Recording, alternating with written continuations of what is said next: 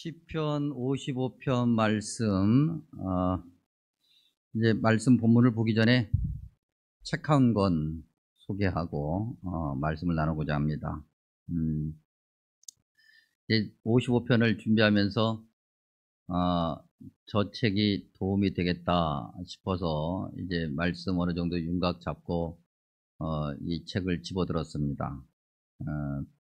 사실, 지난달에 사놓고 못 읽었다가, 이제 그때 생각은 이분 전에 책도 제가 다 읽었고 이분의 스토리도 다 뭐 온 국민이 아마 다 알 건데, 그래서 알고 있었고 또 책도 이렇게 작잖아요. 얇고 그리고 또 뭐 행간도 넓고 그래서 한번 잡고 앉으면 뭐 한 반나절이면 뭐 한 두세 시간이면 후다닥 읽어가겠다 싶어서 어, 약간 무시하고 안 읽었다가 말씀 준비하면서 책을 잡았는데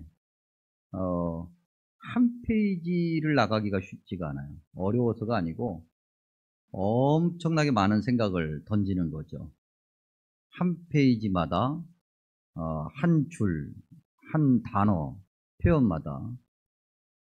원래 제가 책을 읽으면 참 괜찮은데 도움이 좋은데 뭐 그러면 이렇게 책갈피라고 하죠. 복마크를 이렇게 하는데 뭐 이건 뭐 어디다가 북마크를 해야 될지를 모르겠어요. 그러면 책 페이지마다 다 꽂아야 되니까 아니면 그럴 거 없이 읽어가기 시작하고 아직 다 못 읽었습니다.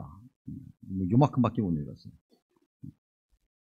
어, 이런 종류의 책이 저 개인에게는 뭐 다 미국 분인데 마르바 던이라고 하는 분이 의미 없는 고난은 없다라고 하는 책에서 이런 어떤 감흥을 받은 적이 있고, 그 다음에 앤 보스캠프라고 하는 분이 책을 쓰면서 그 책을 읽으면서도 많은 어떤 심금을 울리고 심지어는 어, 도전이 되는 그런 영적인 도전이 되는 그런 글이었는데 이분의 글은 그 이상을 뛰어넘는, 그동안에도 그전에도 이분의 글을 안 읽은 건 아니기 때문에 이 글하고 그분의 그전에 썼던 글하고 비교가 되는데 필력도 훨씬 좋아졌고 무엇보다도 마치 단어 하나 문장 하나를 심사숙고하면서 선택해서 쓰는 듯한 그런 느낌, 그리고 무엇보다도 마음을 후벼 파는, 읽는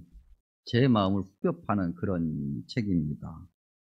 그래서 부끄럽고 책을 읽으면서 어, 그냥 그 책 안에 그게 바로 너야 라고 얘기하는 것 같아서 너무나도 부끄러움을 느끼면서 읽어가고 있는 책인데, 저자가 누구냐면 여러분들이 잘 알고 계시는 이지선 씨입니다.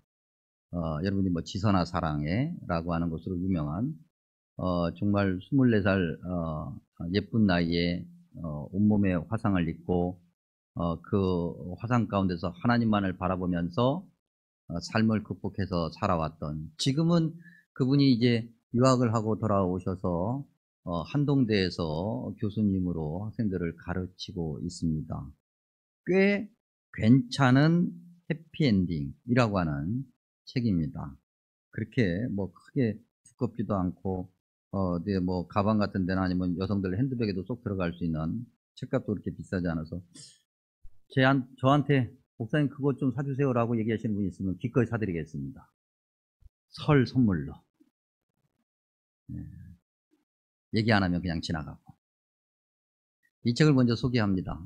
이 책을 꼭 한번 여러분들이 사서 읽어보시면 좋겠고, 저도 좀 신방 때마다 도움이 되겠다 싶어서 좀 대량으로 구입해 놓고 신방 때마다 사용할까 지금 생각 중입니다. 이 책부터 이야기하는 이유가 조금 이따 말씀 나누면서 있기 때문에 한번 여러분들에게 소개를 해드리고 말씀을 보겠습니다. 55편. 시편 전체가 대부분 다 그런데요. 55편도 예외 없이 무슨 얘기를 하냐면 인생의 고단함, 그걸 얘기합니다. 55편의 기자가 다윗인데 이 다윗이 이걸 쓰면서 참 인생이 너무 힘들다, 어렵다, 고통스럽다. 우리가 읽은 말씀 1절에서 5절 안에도 그게 나타나는데 대표적으로 4절에 보면은 이런 단어가 있습니다. 이런 표현이 있는데요. 사망의 위험이다. 사망의 위험이 뭐겠습니까? 죽을 수 있다는 거잖아요. 죽음을 코앞에 두는 그런 어떤 공포. 그래서 5절에 보면 공포란 단어가 등장을 하죠. 삶이 굉장히 어렵다. 여러분, 인생의 어떻게 보면 절대적인 기준이라는 거, 우리가 물론 신앙적인 이야기 내려놓고요. 신앙적 기준 외에 나머지 뭐 인생을 살면서 절대적인 기준이라는 걸 세우기가 어렵지 않습니까? 다 각자의 상황과 형편에 따라서 또는 생각하는 것에 따라서 기준이 다 다르니까요. 인간의 어떤 삶 속을 들여다보면은 각각의 자리에서 다양한 삶의 모습들이 있는데 그 삶의 모습 중에서 고통이 없는 그런 삶은 하나도 없다. 뭐 순간이든 아니면 길든 뭐 정도의 차이가 있든 그건 상대적으로 봤을 때는 야 그건 고통도 아니야라고 말할 수 있지만 자기 자신에게는 적어도 그 순간 정말 말할 수 없는 고통을 겪고 그것 때문에 신음하지 않습니까? 그런 경험들이 누구에게나 다 있다. 근데 그런 어떤 사람이 겪는 그 고통, 특별히 55편 기자인 다윗이 그런 고통을 지금 호소하고 토로하고 있는 그러한 물리적인 공간, 그 다음에 그 물리적인 공간에서 뭐 때문인가 라고 하는 것을 우리가 좀 찾아볼 필요가 있는데 그 물리적인 공간이 어디냐면 우리가 1절에서 7절까지만 읽었습니다만 9절과 10절에 보면 특별히 9절 시작에 이런 말이 있습니다. 성내. 그래서 성안. 다시 바꿔 얘기하면 도시라고 하는 거죠. 도시. 지금 55편의 이 다윗이 이 말할 수 없는 고통을 고백하고 있는 또 그가 경험한 그 이 고통의 배경의 자리가 도시라고 하는 겁니다. 이 도시가 뭘 얘기하는 겁니까, 여러분? 도시는 사람들이 몰려가는 곳이고 몰려있는 곳이잖아요. 출세와 성공의 기회가 많다라고 생각되는 것. 그래서 사람들이 뭔가 돈을 벌겠다, 좀 더 많은 기회를 얻겠다 그러면 전부 다 도시로 몰려가지 않습니까? 그 도시, 항상 시끌벅적하고 돈이 돌아 움직이는 것이 눈에 보이는 그러한 도시에서 지금 이 고통을 토로하고 있는 거예요. 사실 사람들이 도시에 가면 출세와 성공할 수 있다라고 하는 그러한 희망을 갖고 도시로 몰려가지만 오히려 그곳에서 극심한 고통을 경험한다라고 하는 것, 그거 얼마 안 가서 금방 확인되는 거죠. 도시의 삶이라는 것이 굉장히 활력 있고 활기차 보이지만 사실은 그 수면 아래는 많은 사람들이 신음하고 또 신음한다. 1992년에 신해철이라고 하는 유명한 가수, 지금 고인이 되셨죠. 그분이 넥스트라고 하는 밴드를 결성을 해서 발표한 노래가 있는데 그 노래가 도시인이라고 하는 노래입니다. 예전에도 한번 소개해드린 기억이 있는데 이 도시인이라고 하는 노래 한번 소개해드리면 가사가 이렇습니다. 뭐 영어 중간에 영어 문장도 좀 나오는데 아침엔 우유 한 잔, 점심엔 패스트푸드. 이게 92년에 발표한 거니까 지금보다도 훨씬 더 30년 전이잖아요. 30년 전에 도시의 삶을 지금 노래하고 있는 건데 그때 도시보다 지금은 더 복잡해졌으니까 더 복잡했으면 복잡했지 뭐 덜하진 않을 테니까요. 아침엔 우유 한 잔, 점심엔 패스트푸드라고 시작하는 그 노래가 그 다음에는 쫓기는 사람처럼 시계바늘 본다. 뭔가 쫓기는 듯이 산다는 거죠. 아침부터. 거리를 가득 메운 자동차 경적 소리, 어깨를 늘어뜨린 학생들. 모르겠습니다. 저는 뭐 짧은 경험이고 지극히 주관적일 수 있지만 제가 4년 전에 우리 일본 동경의 일본 선교사님을 만나러 갔을 때 그 선교사님이 일본 사람들의 삶을 이야기해 준 것을 기억합니다. 최근에 지금 그 선교사님께서 일본인들만 상대하는 분이기 때문에 15년 이상 지금 선교사로 계시면서 일본 사람들의 특징, 외국인들을 대할 때 어떻게 대하는가 이런 것들을 이제 에세이처럼 이렇게 쓰시고 계시는데 그때 그분이 뭐라고 그러냐면 적어도 동경, 즉 도쿄에 사는 사람들은 무채색에 다 무기력하고 어디로 가야 될지 방향도 모르고 사람들이 그냥 휩쓸려 다닌다 이렇게 이야기를 했었는데 그 이야기를 들어서 그런지 어째서 그런지 제가 이 도쿄에 있는 한 10여일 동안은 그걸 정말 눈으로 확인하는 시간이었습니다. 정말 사람들이 엄청나게 많아요. 그래서 뭐 퇴근 시간 되고 이 전철이 한번 딱 쓰면 이 사람들이 몰려 나오는 것이 전부 다 무슨 약속이라도 한 것처럼 한 방향으로 막 우악 하고 지나가는데 사람들이 아무 표정도 없어요. 서로 대화도 안 해요. 분명히 그 안에 친구도 있고 동료들도 있을 텐데, 물론 뭐 여러 가지 다른 면에서 이야기를 또 해볼 수 있겠지만 지하철 안에서도 그들의 어떤 서로 얼굴 표정, 서로를 보고 소곤거리는 듯이 대화하는 그 표정 안에는 어떠한 그야말로 표정도 발견할 수 없는, 적어도 제가 보기에는 오늘 이 도시인의 노래와 딱 맞는, 그냥 그렇게 쫓기는 사람처럼 시계반을 보면서 정신없이 살아가는 그런 삶, 그런 삶을 이 노래는 뭐라고 그러냐면 This is the city life, 그렇게 얘기해요. 이것이 도시의 삶이다. 모두가 똑같은 얼굴을 하고, 무채색에 똑같은 얼굴을 하고 손을 내밀어 악수하지만, 악수 왜 하죠? 여러분, 우리도 악수하죠. 저도 악수 엄청나게 많이 하는데 악수를 왜 하는지 아시는 분?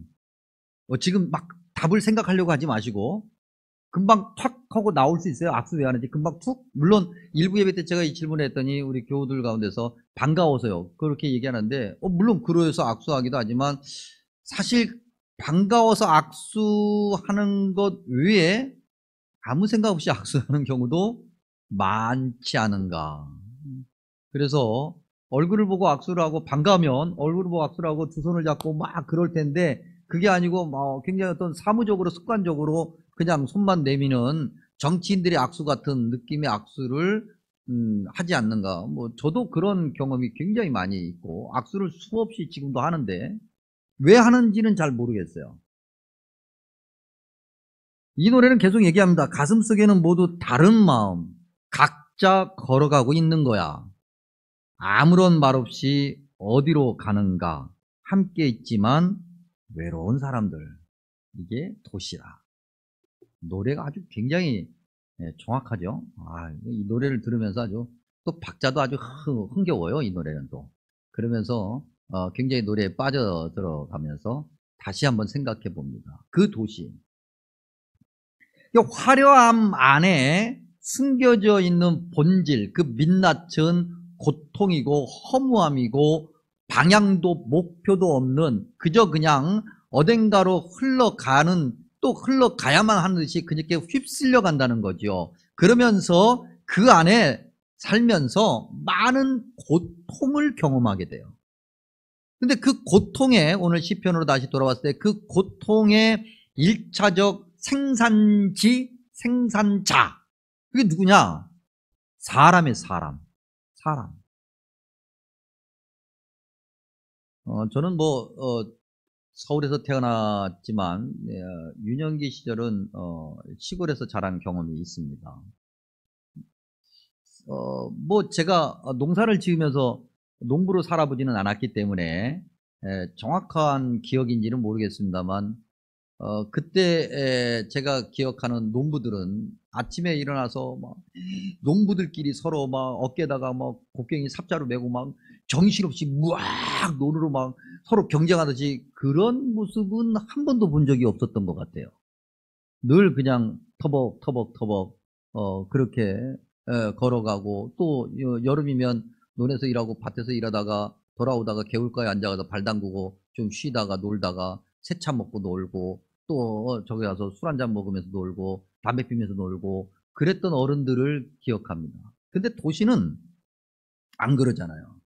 아침이면 그야말로 지하철이 아니라 지옥철을 경험하면서 몰려다니는 그런 삶. 그리고 또 직장에 가서도 사람과 사람끼리 만나서 이렇게 저렇게 부딪히고 이야기하고, 또 사람 사이에서 서로 여러 가지 많은 것들을 경험하며 삽니다. 그런데 그러한 경험이라는 것이 사실 우리에게 행복을 주기도 하겠지만 사실은 행복보다는 고통과 상처를 더 많이 주고 받는다. 생각해보면 이게 모르는 사람에게서 상처를 받는 건 아니에요. 대부분 아는 사람, 가까운 사람, 부부간에, 부모와 자식 간, 친구지간, 가족 간, 우리가 이제 명절입니다. 또 이번엔 그런 뉴스가 없기를 바라는데 또 가족끼리 오랜만에 만나가지고 너무나도 대화를 하면서 또 막 하다가 또 막 칼 들고 막 이런 뉴스가 또 나올까봐 12절과 13절 한번 보면 특별히 13절에 그런 나에게 상처를 주는 사람들이 누구냐 하면은 곧 너로다. 나의 동료, 나의 친구요. 친구 중에서도 특별히 가까운 친구. 그게 도시고 그게 사람들 사이의 삶이다. 심지어는 교회 안에서조차도 교인들끼리 서로 상처를 주고 받지 않습니까? 여러분, 그래서 우리 잠시 좀 본문을 벗어나서 이야기하면 교회 안에서 여러분 상처받는다는 것에 너무 민감하지 마십시오. 사람은 원래 그렇게 생겨 먹었어요. 우리는 또 그렇게 얘기합니다. 정말 사람이 너무 싫다. 나는 상처를 너무 많이 받았어. 그럴 때마다 뭘 생각하라고요? 내가 준 상처도 생각하라. 사실은 상처를 받은 것보다는 내가 상처를 준 적이 훨씬 많을 텐데 원래 준 건 기억 못해. 받은 것만 기억하려고 하고. 그러니까 교회 안에서 상처가 오고 상처를 또 주고 그럴 때 내가 준 거에 대해서 정당화하지는 말고요. 내가 받을 때 그래 사람이 그렇지 사람이 그런 거야. 그래서 교회 안에서 상처받았다고 해도 여러분 그것 때문에 여러분들의 믿음의 자리를 흔들려고 하지 마십시오. 그건 결국 자기 손해일 뿐이에요. 사람이 어떻게 보면은 이러한 어떤 강팍함, 사악함, 광기 이런 것이 꼭 전쟁에 가야만이 전쟁터에서만이 확인되는 건 아닙니다.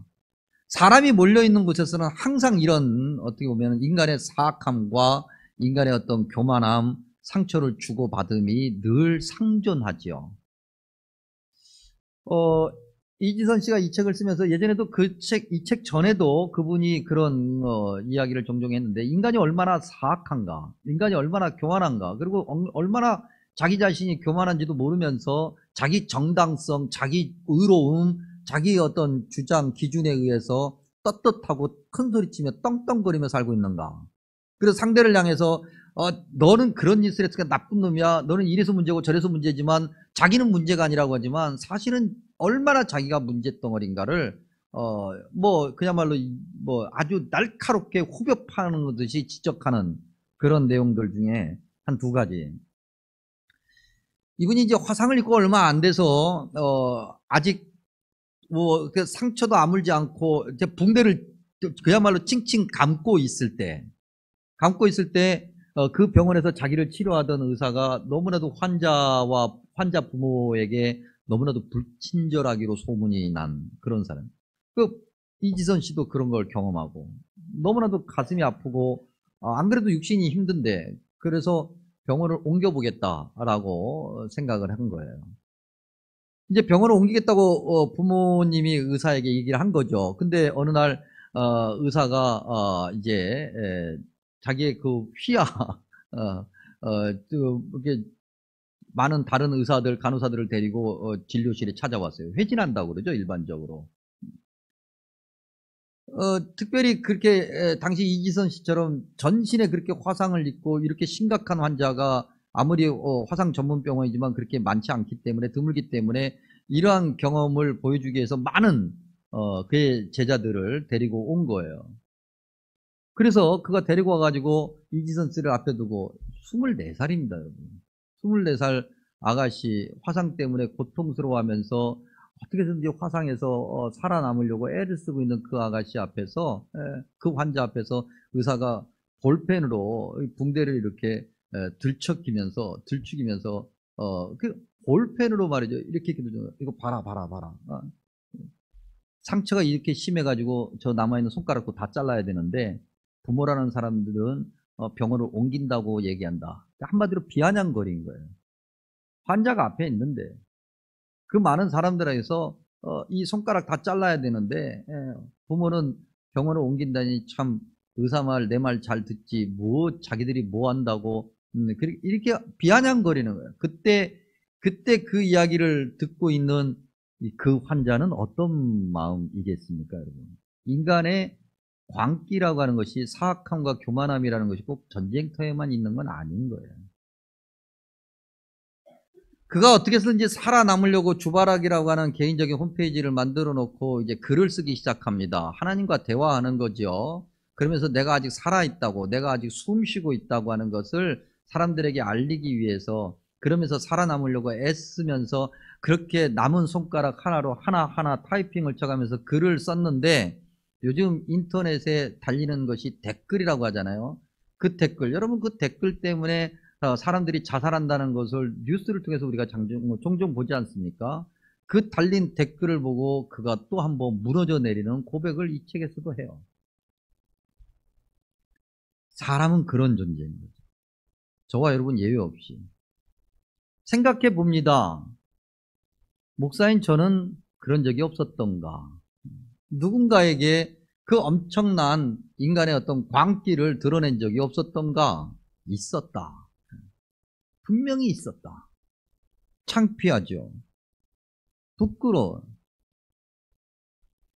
다윗은 그런 도시와 사람을 떠나려고 합니다. 그 장소를 피하려고 하고 그 사람들을 피하려고 하죠. 피정을 떠나려고 해요. 근데 그 피정을 떠나려고 하는 장소를 오늘 시편에서는 광야라 이렇게 얘기합니다. 여유와 가진 것이 충분하기 때문에 잠깐 쉬려고 사막 여행을 떠나는 게 아닙니다. 여전히 너무 고통스럽죠. 그의 고통의 자리를 6절이 비둘기같이 날개가 있다면이라고 표현하고 있어요. 사막 7절에 보면 멀리 광야까지 간다고 그랬으니까 거기까지 날아가려면 적어도 독수리 정도는 돼야 될 거 아니에요. 그 강력한 콘돌 같은 날개가 있어야 되는데 겨우 비둘기야. 나약하지만 그래도 그 정도 힘이라도 있다면 날아가고 싶다는 거죠. 그곳으로 가고 싶다는 거예요. 광야, 그곳에 뭐가 있어서? 아니에요. 또 다른 도시, 또 다른 사람을 찾아서 아닌 거예요. 여러분 우리가 잘 알고 있는 것처럼 아브라함의 조카 롯은 하나님께서 소돔이라는 곳을 멸망시키기 전에 그를 구출해 내시죠. 그러면서 빨리 도망가라, 빨리 멀리 가라. 그가 광야를 선택했어야 되는데 그가 광야를 선택하지 않고 소돔을 대체할 만한 또 다른 도시를 선택해서 그가 결국 망했던 것을 우리는 성경을 통해서 본 적이 있습니다.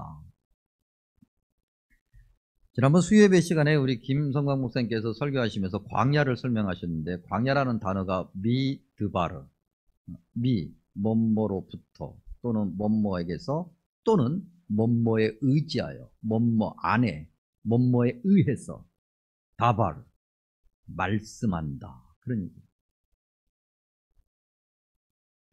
광야가 무엇인가? 왜 광야로 가고 싶어 하는가? 성경에서 말하는 광야, 특별히 55편에서 말하는 광야는 무엇인가? 라고 한다면 바로 이런 거죠. 하나님의 말씀이 있는 곳, 오직 하나님께 집중할 수 있는 곳.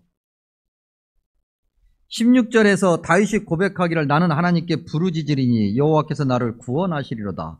사람과 사람 연결된 모든 것에서 벗어나 하나님 말씀으로 가야 되는 거죠. 그게 광야인 거예요. 그래야 하나님을 바르게 볼 수 있고 여호와 하나님이 나의 구원자이신 것을 알 수 있어요. 계속해서 그 도시 안에 그 사람 안에 내가 쫓아가는 출세와 성공 그러한 어떤 화려함을 바라보면서 거기서 몸부림쳐봐야 하나님의 은혜를 볼 수가 없는 거죠. 광야, 미드바르 하나님의 말씀으로 돌아가야만이 하나님께 집중할 수 있고 하나님께 그렇게 집중해야만이 뭔가가 보이기 시작하는데 하나님께 집중하고 하나님 말씀에 집중했으니 하나님이 보이는가? 아니요. 자기 자신이 보이는 거예요. 하나님 말씀에 집중했더니 내가 얼마나 사악한 존재인가를 알게 되는 거예요. 인간의 그 사악함, 인간의 그 광기, 인간의 그 지독한 교만과 죄에 시달려서 거기서 벗어나 나는 안 그렇다고 생각했는데 거기서 벗어나 하나님의 말씀을 보고 하나님 말씀에 집중하니 내가 바로 그런 존재였다는 거죠. 결국 서로가 서로를 향해서 칼끝으로 서로를 찌르면서 그렇게 살아가는 인생이 사람과 사람들이 살아가는 인생이었다는 거예요. 내가 상처를 받았다. 나는 그들과 다르다라고 생각을 했는데 하나 다를 바가 없더라. 14절 한번 볼까요, 여러분? 그가 그렇게 좋아했던 친구들, 그의 그 가까운 친구들과 그가 무엇을 했는가? 우리가 같이 재미있게 의논하며 무리와 함께하여 하나님의 집 안에서 다녔도다. 그렇게 산 거예요. 교회 다니고 신앙생활 하면서도 여전히 내가 좋아하는 것, 내가 바라는 것, 내가 원하는 것, 내가 좋아하는 사람들과 함께 나도 그렇게 어울려 다니면서 이렇게 저렇게 누군가를 평가했겠고, 판단했겠고, 비난했겠고, 정죄했겠고, 그것이 누군가에게 상처가 되었을 텐데 그건 까마득하게 모르고 언젠가 다시 그러한 모습 또 다른 환경에서 내가 그렇게 당할 때는 말할 수 없는 배신감에 치를 떨고, 그게 사람, 어리석은 거죠.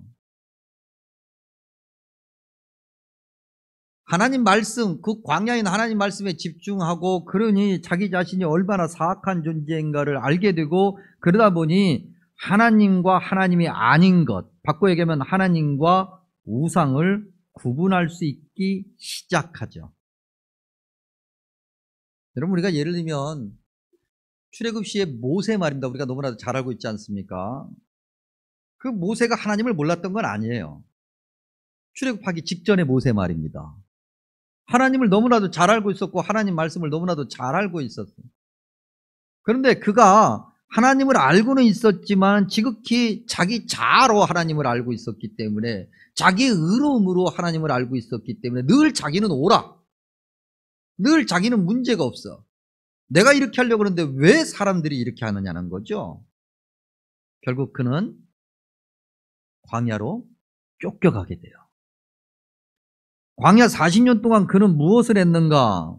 하나님 말씀에 귀를 기울이게 되고, 그리고 자기 자신이 얼마나 무력하고 정말 얼마나 교만한 존재인가를 알게 되고, 그리고 난 다음에야 비로소 하나님과 하나님이 아닌 것을 구분하기 시작하죠. 그러면 그렇게 광야로 가서 하나님 말씀을 듣고 나 자신을 들여다보고 하나님과 하나님이 아닌 것, 우상을 구별할 줄 알게 되니 그 순간부터는 모든 것이 해결되고 마음도 평안해지고 영적으로 충만해지던가? 그건 아니죠. 어디 그렇습니까, 여러분? 여전히 사탄의 유혹이 존재하고 여전히 시험이 존재하고 오히려 더 극심한 외로움과 배고픔, 두려움으로 상황이 더 악화될 수 있다. 왜요? 아직도 나의 자아가 살아있으니까. 나의 자아가 1%도 살아있는 한 사탄은 거기다 부채질을 계속해서 그 자아의 불씨를 되살릴 것이고, 그것 때문에 나는 다시 도시에서 사는 것과 다를 바 없는 그러한 교만함, 그래서 그곳으로 다시 상처를 주고받을 테니까. 결국 우리가 해야 될 것은 우리의 죄를 고백하면서 하나님의 은혜를 새롭게 사모하고, 그래야만이 사탄의 시험을 이겨가면서 점점 단단해져가는 영적 성장의 과정을 밟아가기 시작할 거예요. 완성이 아니에요. 과정이잖아요. 우리는 이 과정을 주님을 만나는 그날까지 끊임없이 수행해야 돼요. 그런데 어느 날 신앙생활 하다 보니까 우리가 다 완성된 것처럼 행동할 때가 너무나도 많이 있어요. 신앙생활을 하면 할수록 오히려 많은 사람들이 참 저 사람한테 가서 내가 모든 것을 이야기하면 내가 좀 위로를 좀 받을 수 있겠다, 저 사람한테 이야기하면 내가 뭔가 좀 답을 얻을 수 있지 않을까, 그래야 되는데 너무나도 많은 사람들이 너무나도 힘들어서 어딘가를 가고 싶은데 갈 곳이 없어. 그래서 교회 오래 다니는 목사님한테, 장로님한테, 권사님한테 가면은 내 얘기를 하면은 일단은 혼날까봐, 가봐라, 네가 그렇게 신앙생활 그렇다위로 하고서는 싸돌아 다닐 때부터 내가 알아봤다, 너 왜 내 말 안 듣냐, 네가 그래서 문제가 되는 거야, 이런 얘기부터 들을까봐. 이 책을 읽고 성경을 묵상하면서 목사님, 제가 그렇게 했던 적이 너무 많아. 아직도 우리가 살아있어요. 영적 성장의 과정으로 그렇게 가는 것이 아니라 내가 무슨 완성된 자인 것처럼, 끄떡 없는 것처럼. 여러분, 우리가 무슨 일이 있어도 나는 하나님을 배신하지 않고 나는 신앙을 꼭 지킬 자신이 있고, 여러분, 그런 자신, 그런 자만을 함부로 하지 마십시오. 우리가 예수님을 믿는 것 때문에 죽을 뻔한 적이 있어요? 여러분, 누가 우리가 예수님을 믿는다는 것 때문에 너 죽이겠다고 협박하신 적이 있나요? 우리의 자녀를 앞에다 놓고 네가 예수를 믿을래 안 믿을래? 네가 안 믿겠다 그러면 네 자식 살려주고 네가 믿겠다라고 하면 네 자식을 네 눈앞에서 내가 죽일 거야. 그런 협박 받아보신 적 있어요? 우리가 예수님을 믿는다고 하는 것 때문에 우리의 모든 것을 다 잃어버리고 우리의 사지가 다 절단당하는 위기에 처해 본 적 있어요? 없잖아요. 그저 우리가 예수님을 믿는다고 하는 것 때문에 경험했다고 하는 것은 작은 손해 정도, 불편함 정도에 그것으로 우리가 우리의 믿음이 어느 정도 컸다고 완성됐다고 그렇게 나도 알게 모르게 자신한다면 그건 큰 문제죠. 결국 영적 성장으로 끊임없이 나아가야 되는 그 광야에 있어야 되겠다. 그러니 진정한 피난처, 쉼, 안식이라고 하는 것은 주님을 모시지 않는 삶, 그 어디가 되었든, 광야가 되었든, 그야말로 물리적인 공간에 도시가 되었든, 그건 다 망하는 인생이다. 여러분, 우리가 출세와 성공, 이것을 위해서 도시로 몰려가서 그렇게 열심히 정말 밤낮 없이 그렇게 열심히 허리가 휘도록 일을 하는데, 그래서 그야말로 그 출세와 성공하는 사람들은 몇 %예요? 10%예요. 나머지 90%는 그렇게 그 10% 안으로 들어가려고 발버둥 치다가 90% 안에서 끝나는 인생에. 근데 그 10%조차도 인생이 그렇게 평탄하지 않아요. 그 안에서 서로 그야말로 지지고 볶으면서 살아가는 것. 지치고 상한 몸, 지치고 상한 마음, 그 지치고 상한 몸과 마음이 진정으로 쉼을 얻고 행복을 얻고 안식을 얻을 것은 어딘가? 결국 다시 광야로 가야 되는데, 피정해야 되는데, 하나님 말씀으로 가야 되는데, 그것은 이제 도시를 떠나 하나님의 은혜 안에 머무는 것으로 표현할 수 있는 거예요. 주님 은혜 안에 머물러야 된다는 거지요. 진정한 피정이라고 하는 것은 주님 은혜 안에. 그러니 물리적으로 우리가 꼭 도시를 떠나지 않는다 해도 우리의 그 삶 가운데서 이런 광야, 이런 피정, 주님의 말씀 안에 머무는 그러한 영적인 훈련이 우리에게 꼭 있어야 되겠다. 그래서 지금이라도 우리가 그 미드바로 하나님 말씀, 기도의 자리, 그 광야로 가야 되겠습니다. 그리고 그 안에서 머물러야 되겠습니다. 그것이 진정한 쉼이고 행복이라고 다윗을 통해서 주님께서 우리에게 말씀하고 계십니다. 그리고 다윗이 이제 55편 끝부분에서 귀한 고백을 하는데 이 고백이 오늘 저와 여러분의 결론의 고백이 되기를 바라는데 읽어드리면 내 짐을 여호와께 맡기라. 그가 너를 붙드시고 의인의 요동함을 영원히 허락하지 아니하시리로다. 하나님이여 주께서 그들로 파멸의 웅덩이에 빠지게 하시리이다. 피를 흘리게 하며 속이는 자들은 그들의 날에 반도 살지 못할 것이나 나는 주를 의지하리이다. 아멘. 기도합니다. 자비롭고 은혜로우신 아버지 하나님 감사하고 감사합니다. 삶에 지치고 허덕이면서도 주님의 은혜를 잊지 않고 이렇게 주님 은혜 자리에 말씀의 자리에 나오게 하시니 감사합니다. 이제 주님 말씀 그 광야의 자리에서 주님과 동행하고 주님 안에 머물기를 소망합니다. 주님 붙들어 주시고 지켜주시고 복으로 채워주시고 능력으로 세워 주시옵소서.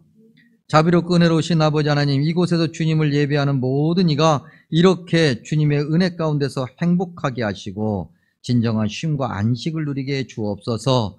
또한 아버지 하나님, 이곳에서 주님을 예배하는 이들이 누리는 그 안식을 세상에 알게 하시고 주님, 세상이 주님 전으로 나올 수 있도록 인도하여 주시옵소서. 명절 연휴 중입니다. 주님, 다시 한번 간구하오니 오고 가는 발걸음을 안전하게 하시고 하나님 원하시는 진정한 행복을 누리는 주님의 자녀 그리스도인답게 하여 주옵소서. 예수님의 이름으로 간절히 기도하옵나이다. 아멘.